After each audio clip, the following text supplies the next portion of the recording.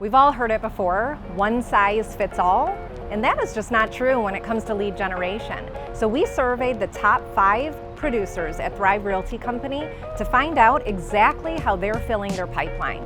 Check it out. Well, actually, I'm sitting here right now going through past clients. My most successful lead gen is usually just getting in front of people. I do work the phones, I work leads as they come in, but when I go back and look at my business, most of it comes from situations where I've just put myself in front of other people, be that hosting open houses or just in social situations, at the bar, at a restaurant. Literally people that have come to my house to fix things for me, I have sold houses to. That's my number one, get in front of people. It may or may not be about increasing the number of people you're in front of as much as it is about always being open to starting that conversation. Don't ever make it awkward. You're probably the only one that feels awkward if you're sitting at a restaurant and the couple next to you is clearly talking about real estate and you lean over and say, by the way, I couldn't help but overhear your conversation. I am a local realtor. Here's my card. If I could be of any help, please don't hesitate to give me a call. I'd love to answer any questions you have.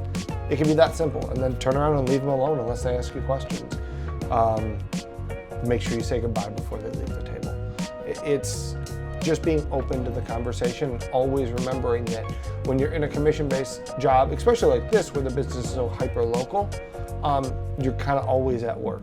So just always be open to having those conversations.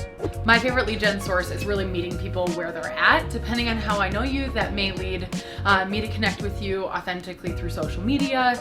If you are a lead that's come in through our company's system, then probably phone or a video text. So depending on how I've engaged with you or what seems most appropriate, I like meeting people where they're at and where they feel most comfortable. Even when I'm connecting on a professional level with someone that's a friend of mine or that I went to school with, I'll do something to shake up the rhythm. I'll send a video message, something out of the norm of how I would normally communicate with them. If I very commonly text with you, to send a video message is not uncommon when I'm touching base with them about real estate.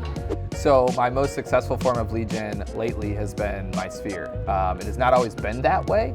I have used multiple avenues to start off my career, including through as well as open houses. Those are some of my 2 favorites outside of my sphere. I've had a more concentrated effort using social media, which I think has been incredibly successful, and I know that there's even more success to be had from that. I'm not using it to its full capacity, so it's an area that I have had success with, but I'm still looking to improve upon. It's definitely sphere, open houses. For Sphere, how do you approach those conversations? Is there a go-to line, or do you just kind of reach people where they're at? Yeah, I think it goes back to the social media presence. Social media I used as a consumer for so long. I started off simply by sending direct messages to people that maybe I hadn't even talked to in 10 to 15 years. That has turned into a substantial amount of business, and then referrals from that has also been a big part of my business within the last year as well. So I think that continuing to stay exposed there by hitting all aspects, right? The educational aspect of a post, the, hey, we're out here doing this on a day-to-day basis aspect of a post, as well as sending those direct messages every once in a while so that you're not being salesy, but you're bringing some sort of value to them every time that you're reaching out, has been a huge transition to how I personally use social media. 3 years ago, we'd say open houses. Last year at this time, cold calling. Now it's kind of evolved into past client referrals, sphere of influence that I built up. But 3 years ago, definitely would have been open houses because of my lack of sphere in Michigan. Then we had a global pandemic that no one would have thought would ever happen. And so cold calling. And now, like I said, it is past client referrals, my sphere that I built up. Just because you don't get results the first time doesn't mean that you won't get results. Stick with it, give it some time, and see how it goes. Because there have been open houses where I haven't picked anyone up, and there's open houses that I picked 3 people up. There's days of cold calling where people told me, go away, don't ever call me again. And then there's, days of cold calling that I set a few appointments. So keep trying.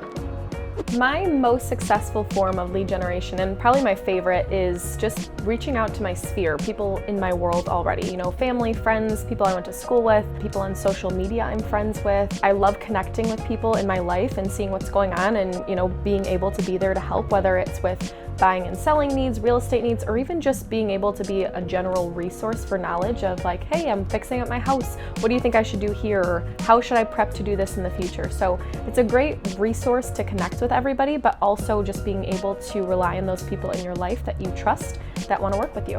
What advice do you have to people that are looking to use that form of lead generation? To do it genuinely. Don't reach out just with the expectations of knowing like, well, this is the only reason I'm reaching out to these people, because you probably won't get the responses that you want. And it's not a form of just, you know, finding business and doing those things, but really genuinely being interested in your friends' lives and catching up and, hey, what's going on with, you know, your family? What's going on with that project you were doing last year? And how can I help? What can I do? And just coming from a source of, you know, I'm genuinely wondering what's going on with you in your life, and I want to be there to help you in the future. You see? One size doesn't fit all. There are many different ways for you to fill that pipeline every single day.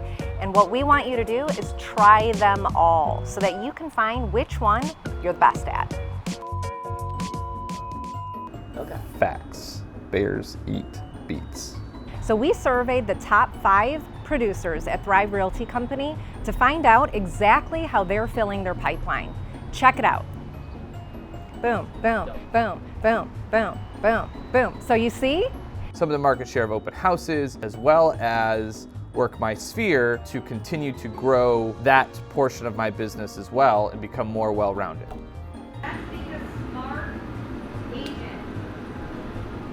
What?